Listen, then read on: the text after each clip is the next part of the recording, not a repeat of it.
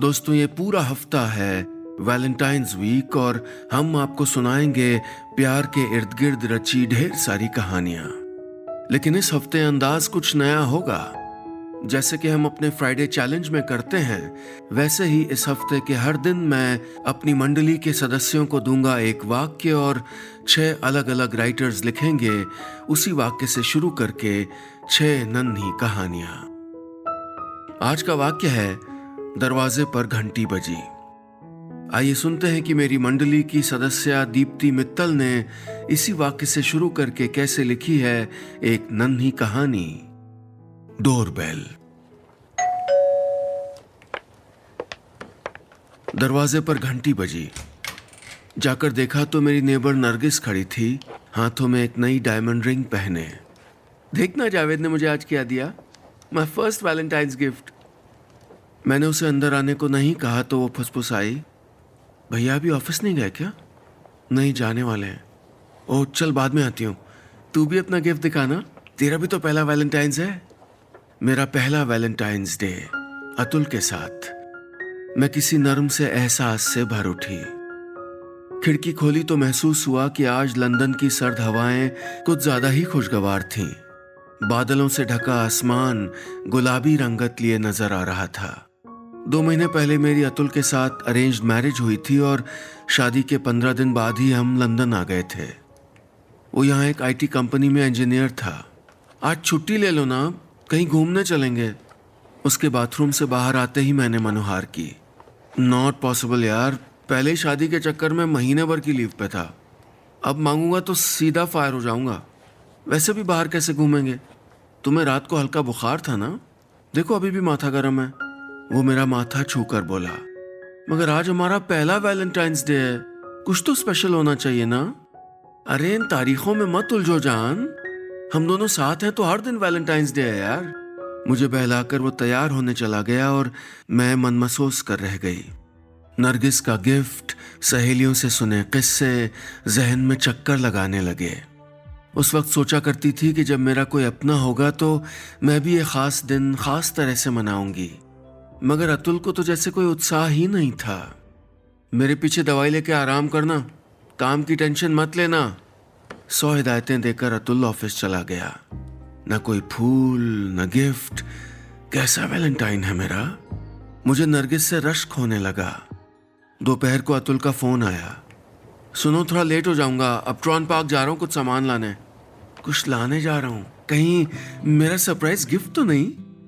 मेरी मुरझाई उम्मीदें हरी हो गईं। चलो मैं भी आज खाने में कुछ स्पेशल बना लेती हूँ, ये सोचकर खड़ी हुई, मगर चक्कर आ गए। शायद बुखार बढ़ रहा था। अतुल शाम को 2 बैग लिए लौटा। देखो ये कुछ ग्रोसरी लाया हूँ, वहाँ अच्छा इंडियन ग्रोसरी स्टोर है। ऑफिस से कुछ दोस्त जा रहे थे तो मैं भी साथ चला गया। मैं एक्साइटमेंट में बैग टटोलने लगी।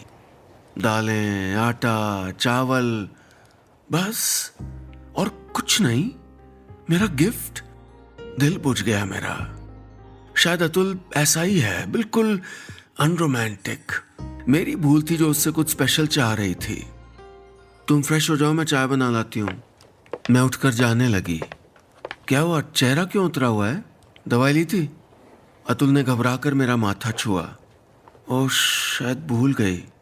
सुन के वो घबरा गया। मुझे अपने हाथों से दवाई दी और आराम करने को कहकर जबरदस्ती बिस्तर में लिटा दिया।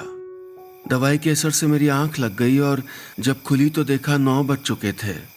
अरे आज तो डिनर ही नहीं बनाया। मैं हड़बड़ाहट में उठ के बाहर आई तो देखा अतुल डाइनिंग टेबल पर खाना लगा रहा था। रोटी, चावल, मूंग दाल, जीरा आलू, ये सब मैंने बनाया है। क्या? मैं आश्चर्य से भर उठी। हाँ, वो पहले सोचा बाहर से कुछ ऑर्डर कर लूं, मगर तुम्हें बाहर का खाना नुकसान करता ना, इसीलिए बना लिया। अतुल प्लेट लगाते हुए बोला, तुम्हारे बायोडेटा में तो नहीं लिखा था कि तुम्हें खाना बनाना भी आता है? मैं मुस्कुरा उठी। तुम्हारे बायोडेटा में भी तो नहीं लिखा था कि तुमको इतना प्यार करना आता है? कहते हुए अतुल ने मुझे कुर्सी पर बिठा दिया।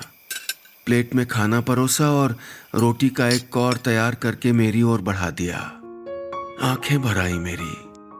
मैं प्यार और परवाह में लिपटा वो कौर देखती रह गई। यही तो था मेरा पहला वैलेंटाइंस गिफ्ट। बस इतनी सी थी ये नन्ही कहानी। अगले सेगमेंट में आइए सुनते हैं कि मेरी मंडली की सदस्य सबाहत आफरीन ने इसी वाक्य से शुरू करके कैसे लिखी है एक नन्ही कहानी, डोरबेल। दरवाजे पर घंटी बजी। जावेद, जरा देख लो कौन है। मैंने जैकेट पहनते हुए अपने हस्बैंड जावेद को पुकारा और ऑफिस के लिए तैयार होने लगी। अरीबा, मम्मी का लेटर आया है। उसने सफेद लिफाफा मुझे थमाया और मैंने उसे पर्स में डाल दिया। अरे पढ़ तो लो यार, तुम्हारी मम्मी ने कितने प्यार से लिखा होगा। जावेद बोला। टाइम नहीं है, बाद में देखूंगी।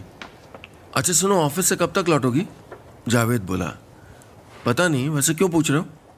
कुछ नहीं, जब तुम्हें याद ही नहीं तो क्या बताऊं। तुम जाओ, लेट हो रही हो। वो बोला तो मुझे चिढ़ हो उठी। चलो ठीक है, मैं निकल रही हूँ, बाय। मैं तेजी से सीढ़ियां उतरती हुई नीचे आ गई। जावेद ना 3 साल हो गए शादी को, मगर अब भी वो मैच्योर नहीं हुआ। टीनेज लड़कों जैसा बिहेव करता है। अरे भाई, साफ साफ बात करोगे तो समझ पाऊंगी ना। हद है, ऑफिस का अलग लोड, घर की अलग टेंशन। स्पीड में चलती हुई मेरी गाड़ी रुक गई थी।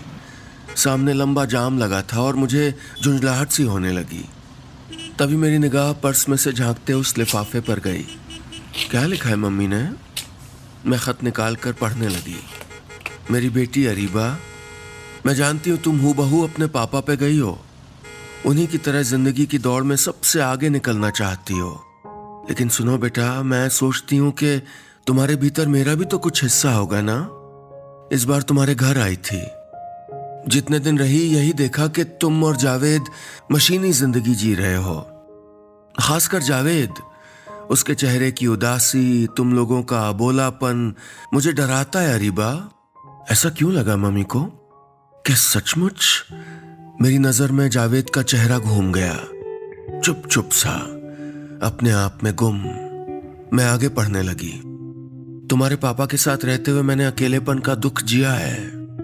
इतना जानती हूं कि प्यार अचानक नहीं मरता, वो धीमे धीमे नजरअंदाज किए जाने पर खत्म होता है बेटा। अभी भी वक्त है, रुक जाओ 2 घड़ी। वो जो छूट रहा है उसे थाम लो ना अरीबा। सच तो लिखा था मम्मी ने। कितने दिन हो गए थे हम दोनों ने ठीक से बात तक नहीं की थी। ऑफिस की टेंशन, प्रमोशन की सनक में घिरी मैं कितनी दूर होती जा रही थी खुद से, जावेद से। मम्मी सही कह रही हैं। जावेद अब पहले की तरह हंसता बोलता कहाँ है। आज आते हुए भी उसने ठीक से बात नहीं की। तभी ट्रैफिक ओपन हुआ और पीछे से लगातार हॉर्न सुनाई दिए तो मैंने गाड़ी बढ़ा दी। ऑफिस पहुंची तो काम का ढेर था, पर जाने क्यों मन ही नहीं लगा। लगातार मम्मी की बातें और जावेद का ख्याल आता रहा। मैंने फाइलें समेटी और ऑफिस से निकल आई। घर पहुंचकर घंटी बजाई तो जावेद मुझे देखकर हैरान हो गया। उससे ज्यादा हैरान मैं हुई। ड्राइंग रूम में गिफ्ट पैक, रंगीन झालरें, कैंडल्स, ये सब। आज हमारी मैरिज एनिवर्सरी है यार, शाम की तैयारी कर रहा था। तुम अभी से क्यों आ गई? रोज की तरह देर से आना चाहिए था ना। वो झेंपते हुए बहुत प्यारा लग रहा था। उफ, इसका क्या करूं मैं? कितना प्यारा शख्स है ये। मैं उसके एकदम करीब खड़ी देखती रही और फिर हौले से उसकी हथेलियां थाम ली। कुछ कहती कि मेरा फोन बजने लगा। ऑफिस से था और कई सारे मैसेजेस भी काम के बारे में। जावेद अपना हाथ छुड़ा के दूर जाने लगा तो मैंने फोन डिस्कनेक्ट करके पर्स में पटक दिया और पर्स दूर सोफे पे। अपनी प्रायोरिटी तय करनी थी मुझे। वाकई मैंने जावेद की छूटती हुई उंगलियां थाम ली और उसके गले से लग गई। लगी रही देर तक।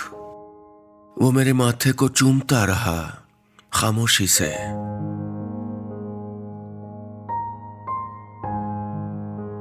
बस इतनी सी थी ये नन्ही कहानी। अगले सेगमेंट में आइए सुनते हैं कि मेरी मंडली की सदस्य लकी राजीव ने इसी वाक्य से शुरू करके कैसे लिखी है एक नन्ही कहानी, डोरबेल। दरवाजे पर घंटी बजी। हाँ, 1 मिनट, खोल रहे हैं।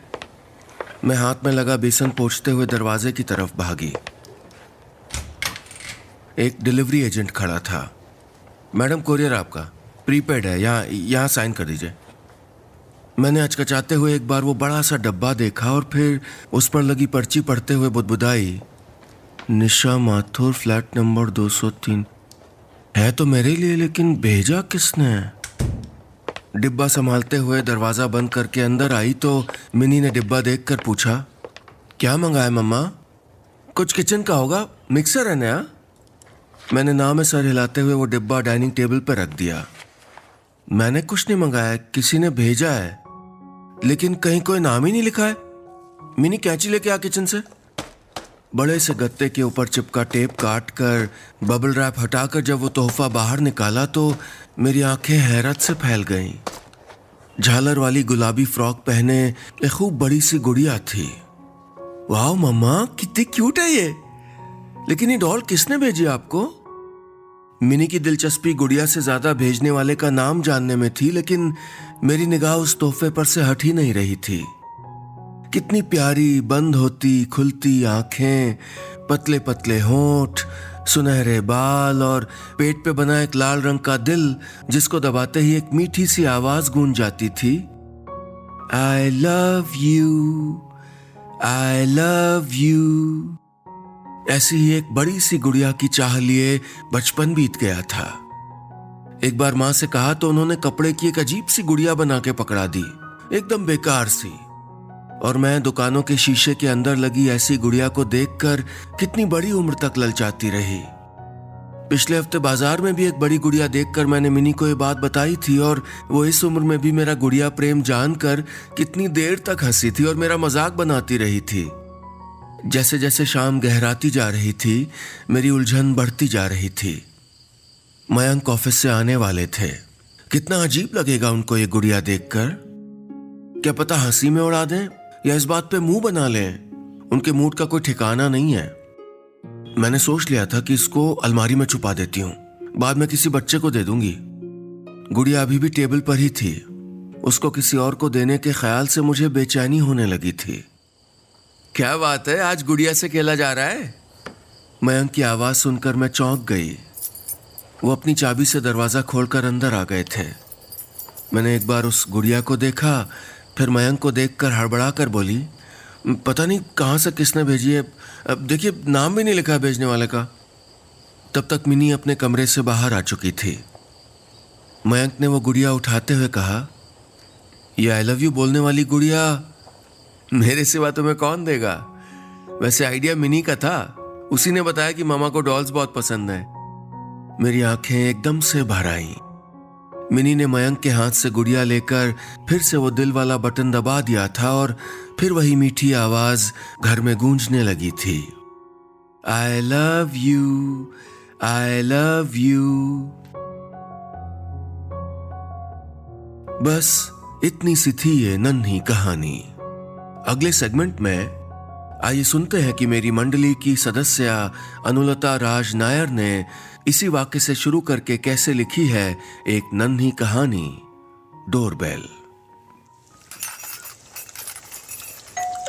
दरवाजे पर घंटी बजी तो मैं रसोई से बाहर आई। कुरियर था, एक मोटा लिफाफा। भेजने वाले की जगह मयंक का नाम था। जानती हूं क्या है उसके अंदर। समझती हूं कि रिश्ते जुड़ आसानी से जाते हैं, लेकिन तोड़ने के लिए बड़ी कागजी कार्रवाइयां करनी होती हैं। लिविंग रूम में रखे रेडियो पर गाना चल रहा था, इतने हुए करीब कि हम दूर हो गए। मन और उदास हो गया। पर क्यों? मयंक का दूर जाना ही तो मैंने चाहा था, फिर क्यों ये उदासी जब तब चली आती है? अनजाने ही दिल उसकी तलब क्यों कर बैठता है? कॉलेज के दिनों से लेकर 8 महीने पहले तक हम एक भी दिन एक दूसरे से मिले बिना नहीं रहे। कभी सोचा भी नहीं था कि ऐसे दिन भी आएंगे। 4 साल एक दूसरे को दीवानों की तरह चाहने के बाद जब मैंने और मयंक ने शादी की तो मुझे लगा जैसे चांद तारों की सौगात पाली है। पल पल मेरा ख्याल रखने वाला वो शख्स मेरे वजूद का हिस्सा बन गया था। मुझे ऐसा लगता जैसे किसी हरसिंगार की डाली के नीचे बैठी हूं और मयंक की मोहब्बत झरी जा रही महकते फूलों की तरह। अपने ऑफिस जाते हुए मुझे कॉलेज ड्रॉप करता हुआ जाता और मेरे लेक्चर खत्म होने का वक्त हुआ नहीं कि उसका फोन बज उठता।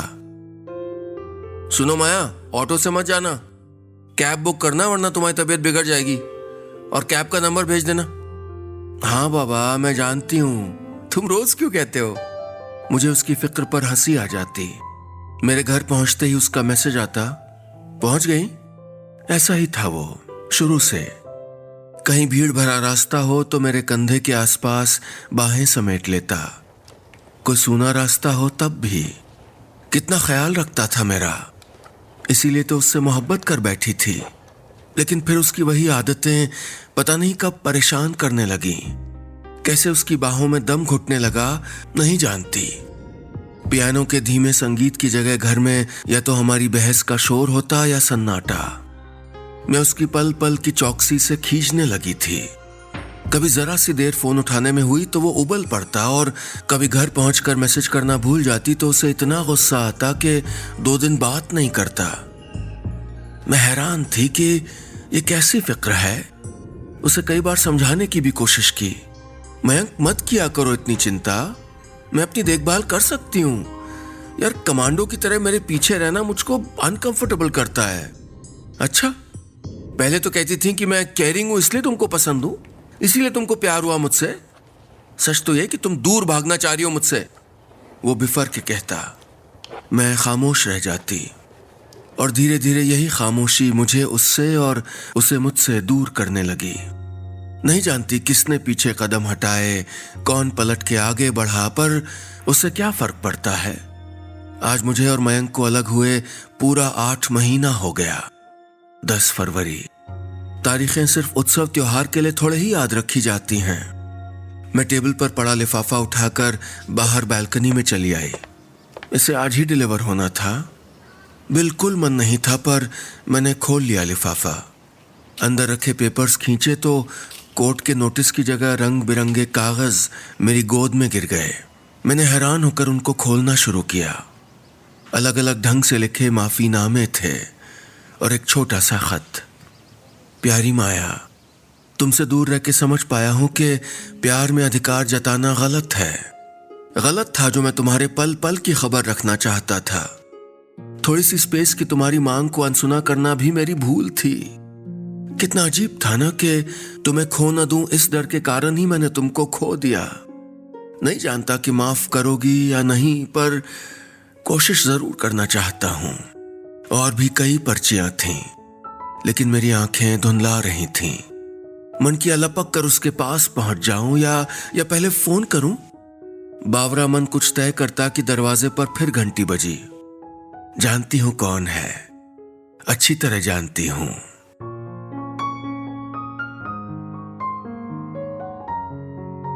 बस इतनी सी थी ये कहानी। अगले सेगमेंट में आइए सुनते हैं कि मेरी मंडली की सदस्या दीक्षा चौधरी ने इसी वाक्य से शुरू करके कैसे लिखी है एक नन्ही कहानी, डोरबेल। दरवाजे पर घंटी बजी। मैंने दौड़कर दरवाजा खोला। मनीषी थे। आंखों पर पतले फ्रेम वाला चश्मा, कनपट्टी पर सफेद बाल, गालों पर हल्के से निशान जो मुस्कुराने पर डिंपल्स में बदल जाते थे। लेकिन आज वो मुस्कुराहट गायब थी अपनी जगह से। ये तुम्हारा कुछ सामान, उन्होंने संजीदा आवाज में कहा तो मेरी नजर उनके चेहरे से हटकर उनके हाथ में पकड़े बॉक्स पर गई। मैंने चुपचाप वो बॉक्स पकड़ लिया। बिना कुछ और कहे वो वहीं से वापस चले गए। मैं भी दरवाजा बंद करके भीतर चली आई। अचानक जैसे दम घुटने लगा था मेरा।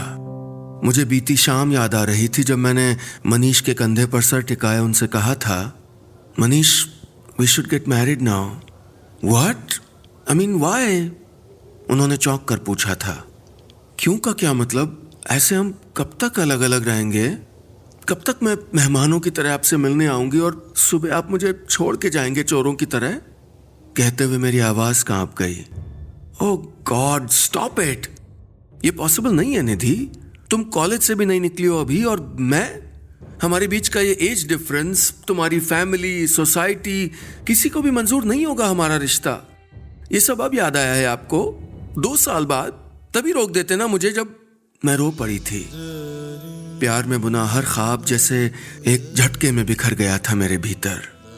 मैं चली आई थी। उन्होंने मुझे जाने दिया, लेकिन एक उम्मीद लिए चली आई थी कि वो आएंगे मुझे मनाने। लेकिन आज मेरा सामान लौटाकर वो खिड़की भी जैसे बंद कर दी थी उन्होंने।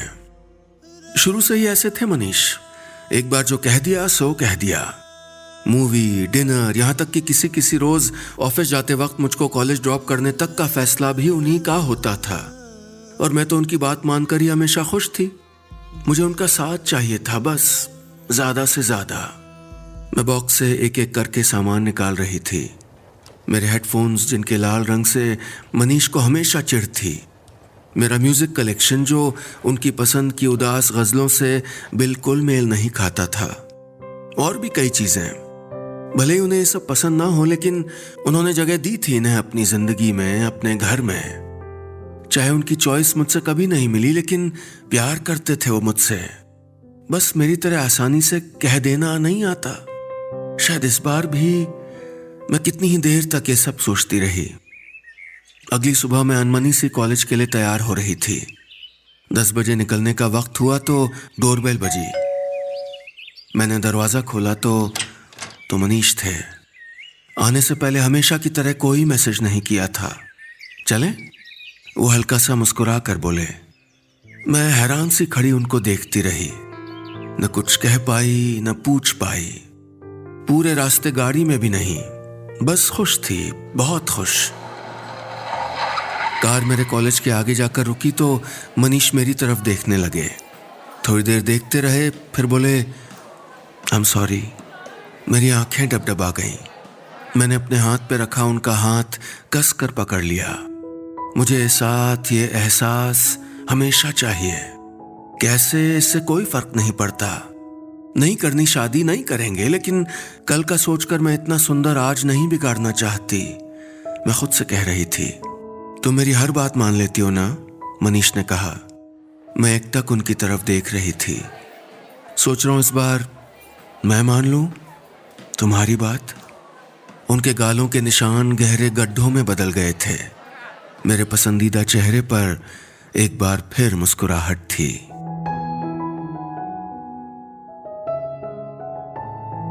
बस इतनी सी थी ये नन्ही कहानी। अगले सेगमेंट में आइए सुनते हैं कि मेरी मंडली के सदस्य जमशेद कमर सिद्दीकी ने इसी वाक्य से शुरू करके कैसे लिखी है एक नन्ही कहानी, डोरबेल। दरवाजे पे घंटी बजी तो आबिदा बिरयानी आ गई कहते हुए दरवाजा खोलने को दौड़ी। दरवाजा खोला तो सामने कैप लगाए, हाथ में पैकेट लिए जो डिलीवरी बॉय था उसको देख के आबिदा चौंक गई। जुल्फी?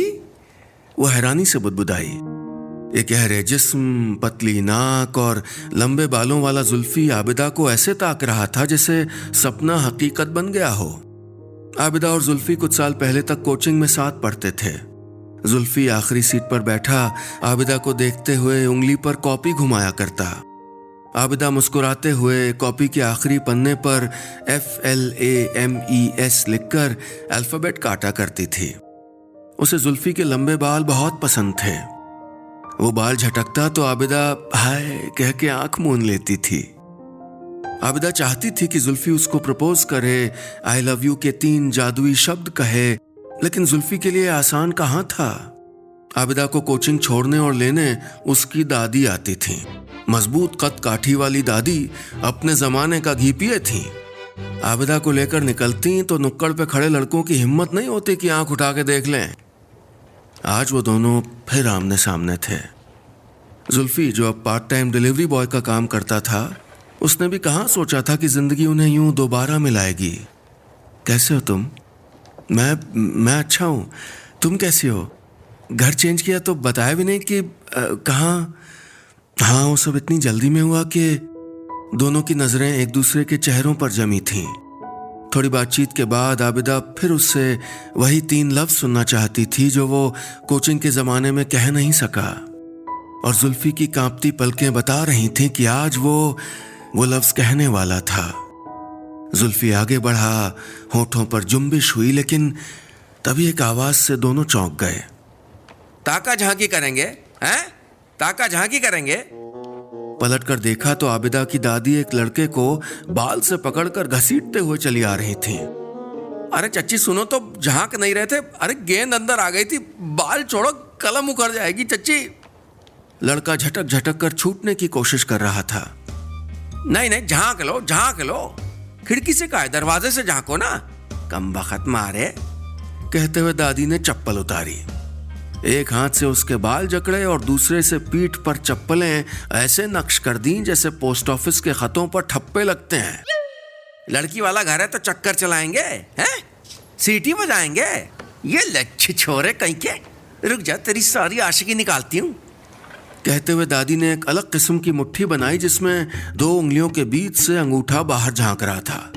फिर पूरी ताकत से घूंसा लड़के की कमसिन पीठ पे जड़ दिया। हाय, वो बिलबिला उठा, अरे बचाओ, अरे कोई हमको पुलिस को दे दो, लेकिन बचाओ। ये मंजर देख के जुल्फी के पैर कांप रहे थे। हालांकि आबिदा ये सब ऐसे देख रही थी जैसे उसके लिए रोज की बात हो। अरे छोड़ो उनको ना, इधर देखो, कुछ कहने वाले थे तुम? आबिदा शर्मा कर जुल्फी से बोली।